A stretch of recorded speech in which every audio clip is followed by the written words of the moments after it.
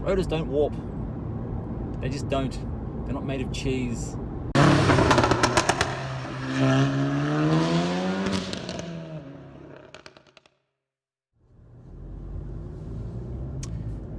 Okay, welcome back to the channel. Today we've got a public service announcement. It's something I see really often online, like on forums and Facebook, stuff like that.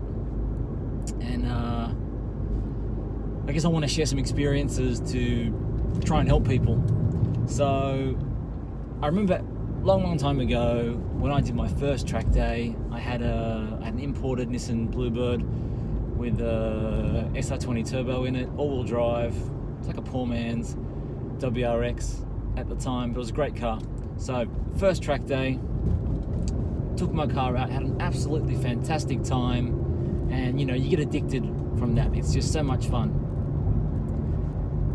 And I remember I was driving home and my brakes, there was something wrong with them. I'm like, what the hell? What the hell's going on? Why are they vibrating? What happened? They worked okay on the track. So what the hell's wrong with them? Did I just drive so fast that I damaged them somehow on my very first track day? So I, as many have thought that I warped my rotors, because that was just the thing that people told you. Oh yeah, look, you got standard rotors and you've gone on your track day, and you know, because you drive so fast and everything, that you've cooked your brakes and you've warped your rotors because, I don't know, maybe you didn't go for enough of a cool down lap, and the calipers compressing on them warped them once you came in, or something like that, right? What a load of rubbish. What a load of rubbish. Rotors don't warp. They just don't. They're not made of cheese. They're not made of cardboard. They don't warp. They're really strong. They're pretty thick, especially on the front, and they don't warp, right? They just don't. Maybe if they were as hot as they were on the track, like while you were actually braking, and you all of a sudden were like, you know, came to a stop and you were compressing them with the caliper, yeah, hey, maybe they'd warp then. Maybe they get hot enough then. Other than that, they don't warp. Please, you haven't warped your rotors. What you have done, and I'll show you in a sec because I've already shot a bit for it. I may even show it here, I don't know, maybe. Depends how I want to edit it. It's pad deposits. Right, it's pad deposits. It's pad transfer. It's actually the brake compound on the pad exceeding its sort of recommended temperature and transferred too much pad onto the rotor. That stays there, and it ends up feeling like what you'd imagine a warped rotor to feel like. You get a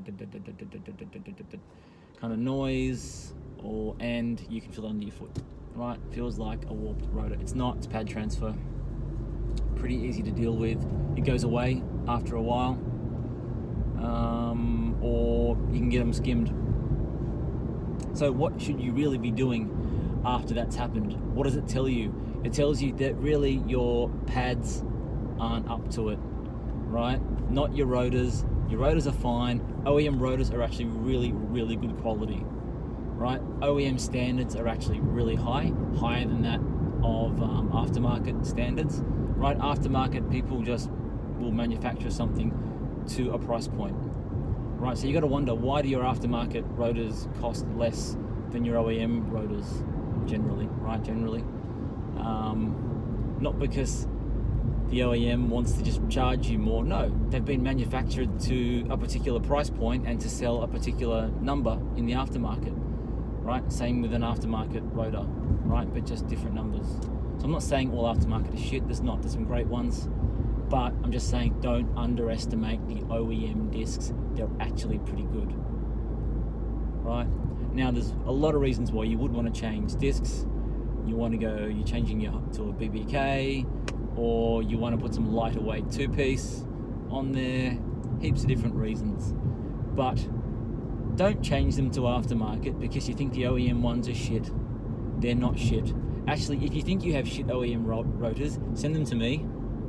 I'll use them because discs are expensive and I'll stockpile as many as I can get because I know they're great. So what do? So you've just done your first track day or second and you got a vibrating brake. Have a look at it first. You should be able to see some visible sort of rings or patches on the disc that are a different color. Dark normally because most of your pads are a dark. On mine, which you'll see, it's blue because Endless pads are blue.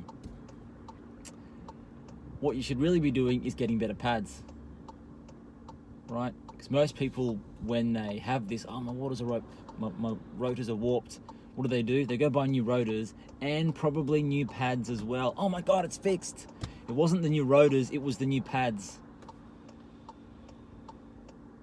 Right? So get yourself some better pads, get your discs skimmed. If you're going to be changing pad compounds, you should always do that.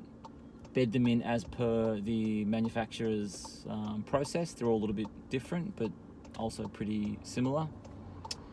Flush your fluid, as you should. Get your high temp fluid, RBF 600 at least, or something similar. And go for it. Guaranteed your brakes will be fine, your OEM rotors will be fine, they'll last a long time, and they won't warp. Guaranteed.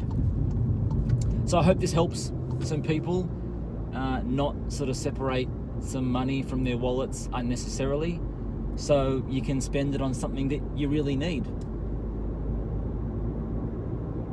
like just better pads or something else.